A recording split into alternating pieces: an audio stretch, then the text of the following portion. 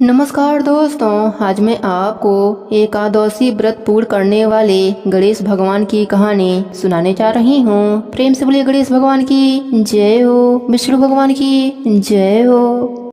एक समय की बात है, एक गांव में एक बुढ़िया माई अपने परिवार के साथ रहती थीं। बुढ़िया माई विष्णु भगवान की परम भक्त थीं। वह हमेशा दोनों पक्षों की एकादशियों का व्रत करती और कथा सुनती थीं।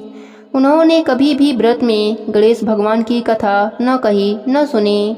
इस कारण से उनका व्रत अधूरा रह गया। पर बुढ़िया माई को इस बात का पता नहीं था। उनको लगता था कि वह तो पूरा व्रत कर रही हैं और उनके व्रत के पुण्य से उनको वैकुंठ लोक की प्राप्ति जरूर होगी। देखते ही देखते बुढ़िया माई की मृत्यु हो गई। उन्हें लेने यमलोक के दूत आए। वह देखकर घबरा गईं और बोलीं, मैंने जीवन भर विष्णु भगवान की भक्ति श्रद्धा भाव से किया, एकादशी का व्रत किया। मुझे तो लेने वैकुंठ लोक का विमान आएगा, मैं आपके साथ नहीं चलूंगी। इतना कहकर बुढ़िया माई रोने लगीं और विष्णु भगवान को पुकारने लगीं। विष्णु भगवान गरुड़ पर सवार होकर बुढ़िया माई के पास आए और बोले, बुढ़िया माई, तूने तो पूरी श्रद्धा से व्रत किया, पर तुमने व्रत में कभी भी गणेश भगवान की कथा न कही न सुनी। इसी कारण से तेरा व्रत अधूरा है। बुढ़िया माई विष्णु भगवान से जीवन दान मांगने लगी ताकि वह एकादशी का व्रत करके उसका पूरा पुण्य प्राप्त कर सके। इस प्रकार बुढ़िया माई को विष्णु भगवान ने 2 साल के लिए फिर जीवित कर दिया। अब बुढ़िया माई जीवित होते ही गणेश भगवान का नित्य नियम करना चालू कर दिया। एकादशी व्रत की कथा सुनती और अंत में गणेश भगवान की कथा सुनने लगी। इस प्रकार से 2 साल में बुढ़िया माई ने 4 एकादश पूरा कर लिया। गणेश भगवान की कृपा से एकादशी का पूरा पुण्य बुढ़िया माई को प्राप्त हुआ। बुढ़िया माई की तपस्या से गणेश भगवान प्रसन्न हुए और बुढ़िया माई के सामने प्रकट होकर बोले, बुढ़िया माई, तुमने मेरे नित्य नियम के साथ ही व्रत में श्रद्धा पूर्वक कथा सुनी है, इसलिए मैं तुम पर अत्यंत प्रसन्न हूँ। मैं तुम्हें आशीर्वाद देता हूँ कि जब तक यह पृथ्वी रहेगी तब तक तुम्हारे इस तपस्या का गुणगान लोग करते रहेंगे। साथ ही एकादशी व्रत में तुम्हारी इस भक्ति की कथा को जो भी मनुष्य प्रेम पूर्वक सुनेगा उसको व्रत का संपूर्ण फल प्राप्त होगा। गणेश भगवान बुढ़िया माई पर प्रसन्न होकर बुढ़िया माई का घर अन्य धन से भर दिया। साथ ही रिद्धि सिद्धि का वास करके अंतर ध्यान हो गए।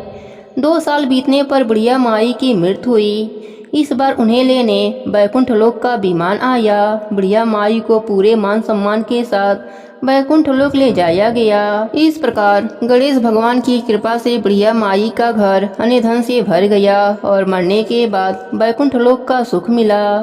हे गणेश जी महाराज, जैसे आपने बुढ़िया माई पर प्रसन्न हुए, बुढ़िया माई के व्रत को पूर्ण किया, उसके घर को अन्य धन से भर दिया, वैसे ही एकादशी व्रत करने वालों को भी पूरा फल देकर उनका घर अन्य धन से भर देना। कहानी अधूरी हो तो पूरी करना, पूरी हो तो मान रखना।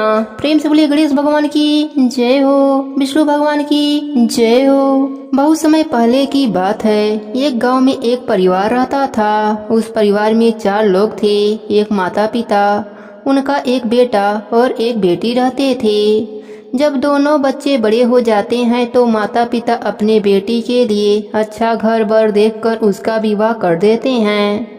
बेटी का नाम धानी था और बेटा का नाम निर्धन था। बेटी के विवाह के कुछ साल बीतने पर बेटी का जुड़वा बच्चा होता है, एक लड़का और एक लड़की। और कुछ समय बीतने पर इधर माता पिता निर्धन का भी विवाह कर देते हैं। निर्धन के घर में लड़की का जन्म होता है। कुछ साल बीत जाने के बाद निर्धन के माता पिता की मृत्यु हो जाती है। माता पिता के मृत्यु हो जाने के बाद निर्धन पर बड़ी मुसीबत आ पड़ती है। निर्धन, उसकी बच्ची व उसकी पत्नी का जीवन बहुत ही कष्ट से बीतता है। वह बहुत ही गरीबी में जीते हैं। उधर बहन धानी अपने बेटे का विवाह कर देती है।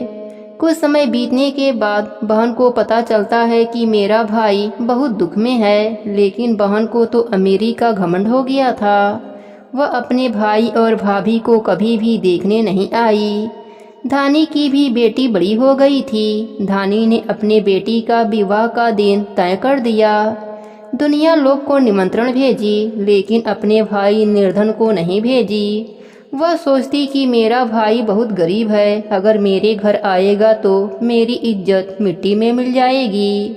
इसी कारण अपने भाई निर्धन को निमंत्रण नहीं भेजी।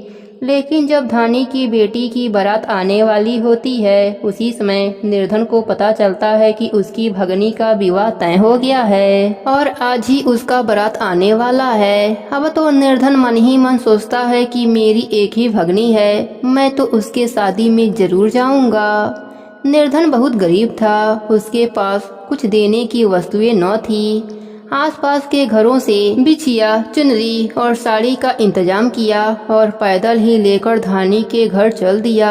जैसे ही अपने बहन के घर के सामने पहुंचा, उस समय धानी की देवरानी छत के ऊपर खड़ी थी और घर के बाहर दूर खनिहाल में बारात खड़ा था। जैसे ही देवरानी निर्धन भाई को देखती है, वैसे ही दौड़ी दौड़ी अपने जेठानी के पास जाती है और कहती है, दीदी निर्धन भैया आए हैं, घर के बाहर खड़े हैं। धानी ने पूछा, कैसे आए हैं और क्या पहना है? देवरानी बोली, पैदल आए हैं, फटी पगड़ी फटी धोती पहने हैं।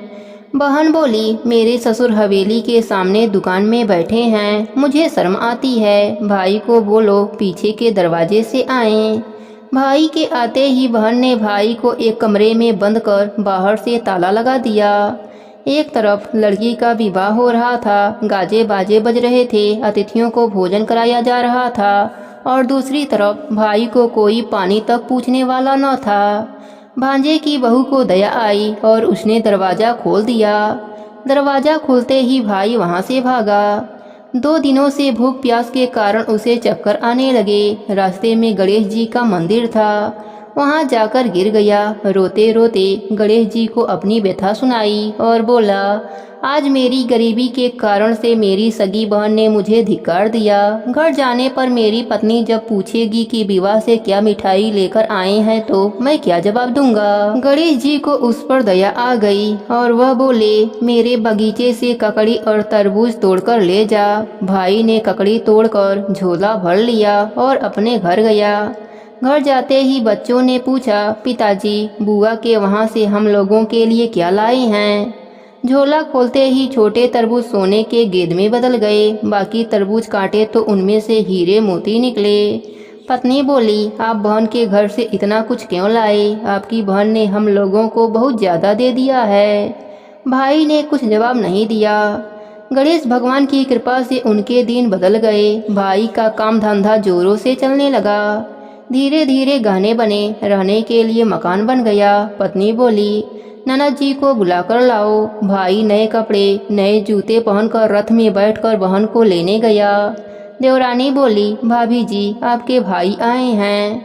बहन ने पूछा, कैसे आए हैं और क्या पहना है? देवरानी बोली, रथ में बैठकर खूब ठाट बाट से आए हैं। बहन बोली, मेरे भाई को बोलो कि हवेली के सामने से आए, मेरे ससुर देवर जेठ देखेंगे। भाई का बहन ने खूब स्वागत किया। भाई बोला, मैं तुम्हें लेने आया हूँ। बहन बोली, मुझे भी बहुत दिन हो गए हैं, चलो मैं चलती हूँ। भाई बहन को लेकर अपने घर आया। भाई और उसकी पत्नी ने बहन का खूब आदर सत्कार किया, जो चीजें मांगी सब बनवा कर दिया। बहन बोली, भाई मुझे जूती चाहिए। भाई ने मोची को बुलाया और कहा, मेरी बहन के लिए ऐसी जूती बनाओ जो मुँह से बोले। भाई ने बहन को बहुत सारा धन देकर विदा किया, पर अभी तक वह जूती नहीं आई थी। बहन रवाना होने लगी, तब मोची जूतियाँ लेकर आया। बहन के जूती पहनते ही जूतियाँ बोली, निर्धन भाई की पैसे वाली बहन, गणेश जी का बगीचा नहीं होता तो आज क्या करती बहन? तब भाई की पत्नी ने पूछा, यह कहाँ से आवाज आ रही है? भाई ने कहा, सुबह का समय है, कोई जीव जंतु बोल रहा होगा। भाई ने घोड़े गाड़ी को जल्दी से जाने को कहा। बहन के जाते ही पत्नी जिद करके बैठ गई कि जूतियाँ क्या बोल रही थीं। पति ने अपनी पूरी आप बीती सुनाई कि कैसे बहन ने मुझे 2 दिन भूखा रखा, कमरे में बंद कर दिया। भांजे की बहू ने दरवाजा खोला, तब मैं बाहर आया और गणेश जी के शरण में जा पहुंचा। गणेश जी की कृपा से हमारे दिन बदले हैं। उसने अपने पत्नी को सारी बात बताई। तब पत्नी बोली, अगर मुझे पहले मालूम होता तो मैं आपकी बहन को कुछ ना देती। मेरा दिया हुआ सब कुछ वापस लेकर आओ। तब पति बोला, सुहासिनी के आशीष से ही हमें गणेश जी ने सब दिया है। अगर वह मुझे भूखा प्यासा कमरे में बंद नहीं करती तो मैं गणेश जी के मंदिर में क्यों जाता? क्या मैं गणेश जी को अपना दुखड़ा सुनाता?